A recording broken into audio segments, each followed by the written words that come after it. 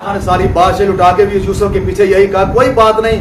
جب وہ یوسف کا نام لیتا تھا مجھے مزہ آتا تھا, مجھے دل کو سکون ملتا تھا, تو میں نے مال لٹا دیا اور سکون لیتی رہی. اور یار آج نبی کے نام پر ووٹ مانگ رہے ہیں. آج وہ کہتے ہیں یار تحریک لبیک کہتے ہیں لبیک لبیک لبیک یا رسول اللہ لبیک لبیک یا رسول اللہ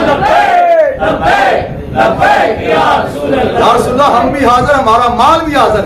وہ وقت ایک طرف کھڑے ہیں اور ایک دفعہ جناب وہ یہودی نظام جانے والا کھڑا ہے, تو ہم ان کو ووٹ دینے کی بجائے ان غلاموں کو نہ دے دیں. جیتے نہ جیتے, یہ ان کو سیٹیں ملے نہ ملے, لیکن ہمارے ووٹ کا مول پڑ جائے گا یار. اس لیے بھائی اللہ کرے کہ ہمیں سمجھ آ جائے. چڑیا کو تو سمجھ آ گئی کہ میرے پانی سے بوند بوندے بجھے کتنی. پوچھا اس کو, اسے تو پگلی کیا کر رہی ہے؟ اس نے کہا مجھے پتا ہے میری 2 بوندوں سے آگ بجھ نہیں سکتی, میرا پانی وہاں پہنچتا نہیں ہے, لیکن میری نیت تو پہنچ رہی ہے.